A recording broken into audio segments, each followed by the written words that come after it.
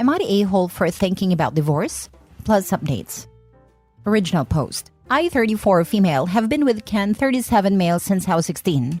We met in school as he was my brother's friend. We have been married for 10 years, have a 2-year-old son and one on the way. Ken has always been my person, the person who you can't picture life without, and I honestly can't remember not loving him. I grew up with him, he's my everything. Unfortunately, Ken has this issue where it takes in everyone else's feelings like to heart. I'm not saying it's a bad thing. However, recently his best friend of 20 years has just found out that his wife has been cheating on him and none of the children are his. Obviously, his friend is devastated and is staying in our guest room. He's a nice guy, just life has him down right now. He started a process of divorce. The more time Ken spends with his friend, the more depressed he's become and distant.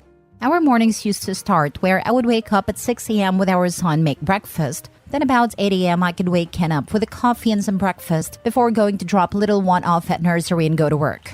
Ken works from home most days, only going into the office on a Monday. So I'd give him his coffee, he'd give me a kiss, and then I'd go off in my happy little way. Then I'd finish work, get our son, and go home where Ken would be making tea. I'd clean up after, whilst he was bathing our son and putting him to bed. I thought this was life. It might sound boring to some, but it was my life, and I loved it. Our house was filled with love. We would spend our nights cuddling, talking, watching a movie. Date night once a month. We would take our son out together on a Saturday and then Sunday go visit family or have friends over. You get the picture. I'm rambling. Sorry. Anyway, for the past month, things have been changing. Ken is more depressed. I make him a coffee in the morning and just get a mumbled thanks. I'd come home from work and a friend and him would be in the living room watching sports. I'm now making tea, bathing our son, and neither of them will barely talk to me. We don't go out on a weekend together, and I feel like a single parent. I've tried to talk to Ken about it all, but I get one-worded answers. Then he stays up till about 1 a.m., which I know is not super late, but I'm passed out by then. I'm exhausted, alone, and pregnant. I miss my husband. Yesterday I came home from work, and you know when something just doesn't feel right? Well, I went to find Ken to see what he was doing, as his friend wasn't in the house but Ken's car was. He was in his office looking up DNA kits for our son. I asked him why, and his response was, well, I just want to make sure all the kids are mine before I continue looking after them, as I'm not a free childcare. This broke me. When I say I'm devastated, it's an understatement. But if he thinks that I've cheated on him, then surely the trust is gone. Is there any going back? Am I just being pregnant and hormonal? Would I be extreme for looking for a divorce? I could put the papers in the envelope with the results from the DNA test. I think I'm gonna go cry in bed now. Had to take the day off work because I feel like I've just been gut punched. Now for the top comments before reading the updates. I think the friend needs to move out. Maybe go to couples therapy together and go from there. I'm so sorry you're going through this. I don't think you are just being pregnant and hormonal. I'd say individual therapy first. Clearly the husband has something along the lines of enmeshment issues, which needed to be fixed. Your husband's feelings are being fed from his friend. Working from home a lot disconnects you from being social, and the only social activity he gets is depression from his friend. This friend has to go, and once he does, you two can work on getting back on track the way you were. You really need to explain this to him and he should understand. These are all actions of the other person, not your husband, if that makes sense. Get through this and you two can be that much stronger. But as long as this other person is around, I feel it will only get worse. Good luck. Misery loves company. His friend is miserable and projecting his toxicity in your husband. You need to talk to his friend and ask him to leave ASAP, as he is causing issues for your own marriage, and he has your husband questioning if his son is actually his. This friend is toxic and has been whispering in your husband's ear, sabotaging your marriage and family out of bitterness from what his wife did. If your husband kicks off at you for asking his friend to leave, then serve him divorce papers with paternity test results showing the kids are his, and tell him he has lost his family because he chose to listen to his a-hole bitter friend. Not just ask him to leave, throw his stuff to the curb. He's convinced your husband you're sleeping with other people. I'd be scorched earth. It's about your honor and your peaceful marriage, but it has also cost your children the love of their father. Definitely couples counseling after you get rid of this guy, with your husband understanding this is a divorceable offense. Now for the first update. Hello Reddit. Well, after my post earlier this afternoon, I cried, then read all your lovely comments and I couldn't be more grateful. I think posting about it here really helps for some reason. Weird how telling complete strangers that I'm struggling with life seems to help. So I think after my pity party, which couldn't last long due to being a parent, I called my stepmom and dad. My mom died when I was 10. They are coming to stay with me on Friday.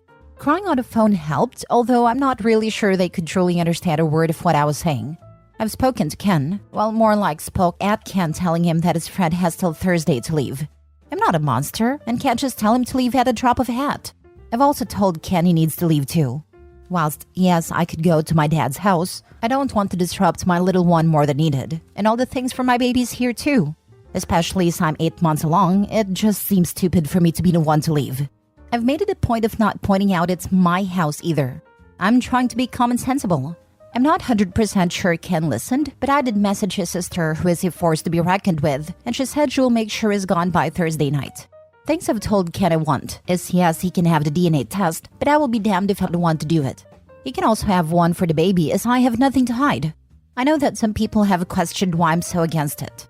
Let me make something clear. I would never cheat, because as I said in my last post, Ken is, or was, I don't know, my person.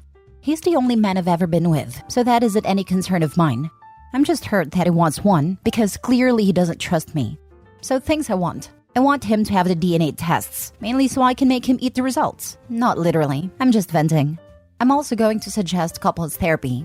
I already see one due to losing my mom and my little sister in a car crash when I was little. I want to suggest he sees one alone, but you can lead a horse to water but can't make him drink it. I don't want to force him to do anything he doesn't want to do. I want him to maintain contact with our son. Yes, he doesn't believe he's the father right now, but that's no reason he should neglect him as his, and I don't want to upset my son. Yeah, he's only 2, but still he deserves all the love from both his parents. He's done nothing wrong. Then obviously this one when he or she comes along. Still not sure about the state of my marriage, but even if divorce is what happens, I need to be able to get through to him so he can be the father he was. Am I going insane? Do I sound insane? I don't know why writing here helps so much. Thanks, Reddit. I want an update after Ken's sister rips him a new you-know-what. She's had enough. Oh yeah, he's broken. Jesus Christ, the husband just willy-nilly imploding his family based on nothing. And I feel for the friend whose entire life was upended, but I hope he realizes he's had a hand in destroying an innocent family who were helping him too. This happened to my friend, now divorced. Her husband's friend was in a terrible marriage and stayed only for his kids and is miserable. Stayed with my friend and her husband for a while. During this time, it poisoned a well and freaked her husband out. He refused to have babies because he was so afraid of becoming like his friend.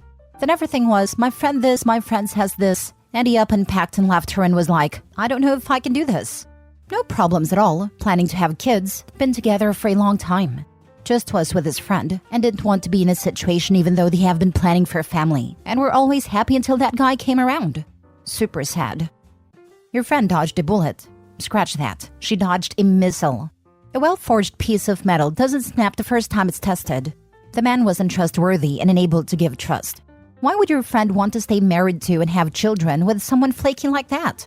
Of course, the process of divorce is painful, but it was a blessing she found out when she did, rather than years later. I have a good friend who wasn't so fortunate. By the time she found out what a worm her husband was, she was almost past the age of having kids. I actually grew up with him and was his friend, but I don't speak to him after the way he acted, and she and I are still good friends. She doesn't have any kids and she really wanted to be a mom. She gave him her youth, and he squandered it by doing a bunch of dishonorable things I won't detail here. I hope your friend finds an emotionally mature and healthy guy, gets married again, and has the family she wants. Second update. Following my 2 other posts, I will answer some questions. Yes, it is my house. It was left to me when my mom died. I've lived here all my life. I didn't move out because I have a child and one on the way, so why should I be the one to leave? I get that some people believe I was the a-hole for asking him to leave, but as I was heavily pregnant, have a toddler, and it's my house, I wasn't about to leave. Yes, he could have stayed, but have you tried living with someone who just wants to argue or just not talk? I'd prefer my child not to live in that environment, thank you. At the end of the day, I'm a mother first, and a wife second. If you think that's harsh, then I don't know what to tell you. My children come first, end of. Well, Ken's friend did leave the day I told him he had till Thursday. He wasn't happy about it and shouted some insults at me, which was amazing. Ken's sister came and picked up Ken. I wish I could tell you what she said, but she didn't say anything in front of me. Just kept giving Ken death stares. We did get a DNA test for little one and Ken is the father, obviously. Ken somehow thinks I've intercepted the results even though I wasn't the one that did it. I wasn't the one that got handed the results, etc., so he's clearly lost his mind. My dad came over, and whilst I was making tea, my waters broke. My little girl is here. She's healthy and happy. She was 9 pounds 8 ounces, so no concern of anything with her. I'm now a mom of 2. I'm home now, and Ken has been able to see his baby girl, although as she's not had a DNA test, he disagrees with her being his because his family doesn't have many girls. Yet he has a sister, so I just rolled my eyes. I don't really know where to go from here. Ken is refusing therapy. He says there's nothing wrong with him or his brain. I beg to differ. He wants to get another DNA test for our boy but won't tell me when or where, so I can't interfere. Maybe one day he will come to his senses. My dad and stepmom are staying with me for a while to help me with the babies. I'd like to say I'm okay, but honestly, my emotions are all over the show. I don't know which way is up. Ken's sister visits the babies, and we have an unspoken rule that we don't speak about Ken, apart from when our son asks about him. I wish it was the kind of update where he got the results, seen how much of an idiot he's been, and we move on. But sadly, that's not the case. I can't dwell on it too much. Just take things one day at a time. I do miss my person and worry that he's missing out on his baby girl's life already, which if I think about too much, I will just sit and cry. But I don't have time for that. As always, thanks for listening to my rant. I might update if anything else happens in my life. Right now, I'm still left wondering if I'm doing the right thing here. Is there anything I could do differently? Why are my kids so hard for him to accept all of a sudden? Now for more advice before the last update. I think he's either projecting or having a mental breakdown. It's gotta be one or the other. And tell his sister to tell him to get help or it's over.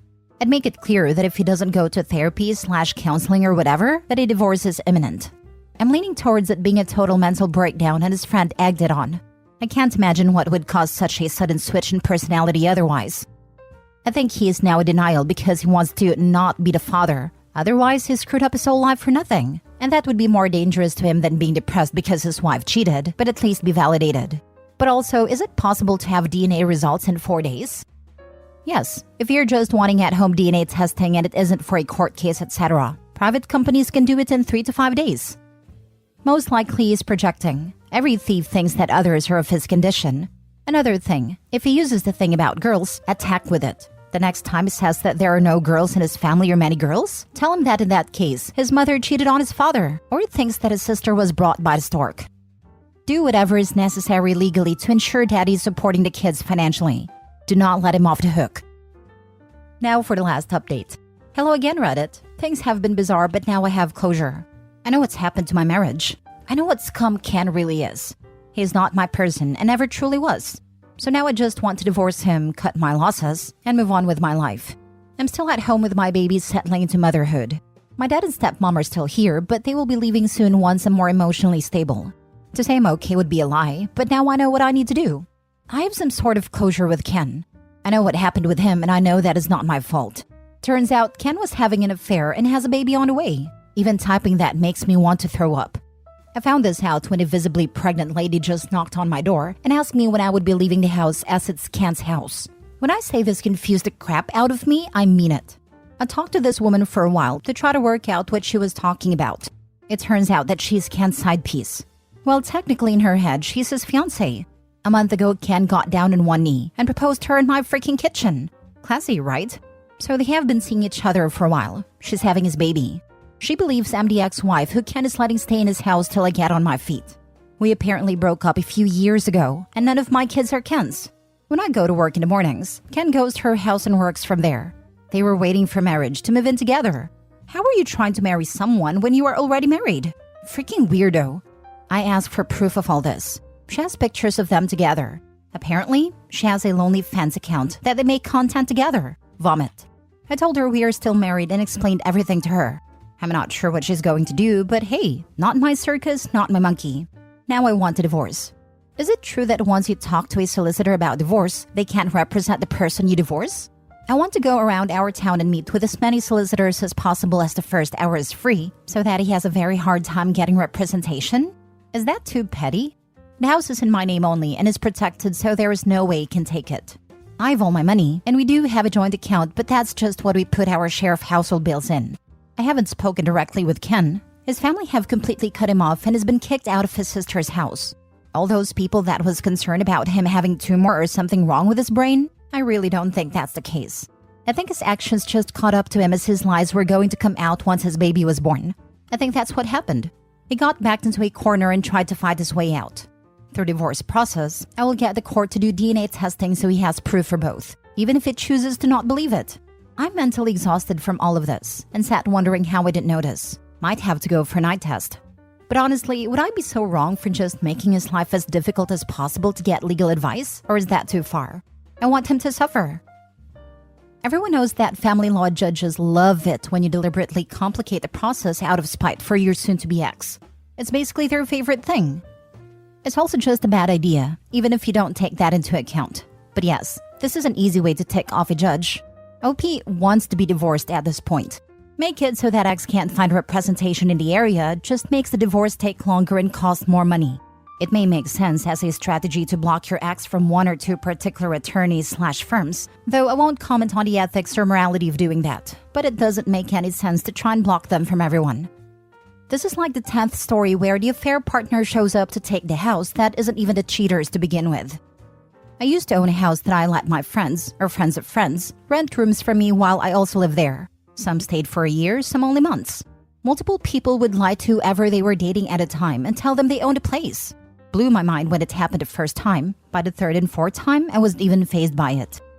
For real, it's weird how people have this compulsion to lie about owning a home. I bought a house, and my now ex-boyfriend moved in with me. His credit was terrible and we couldn't get an apartment together. So I decided if I was going to be liable for everything, then I would buy. After I broke up with him and kicked him out, a friend/coworker came to me and was clearly struggling to tell me something. Her friend's boyfriend worked with my boyfriend, and my boyfriend had been telling people he bought my house. My friend's friend quickly corrected things, but it was telling that dropping the boyfriend was the right move on my end. They lie about saving for a home too. When I was single and dating, there were so many dudes in their late 20s who lived with their parents, but were doing so to save up for a house. The simple question, so what is your timeline? Usually got a glassy-eyed stare. I just stopped agreeing to date anyone who still lived with their mother at that point. Ugh.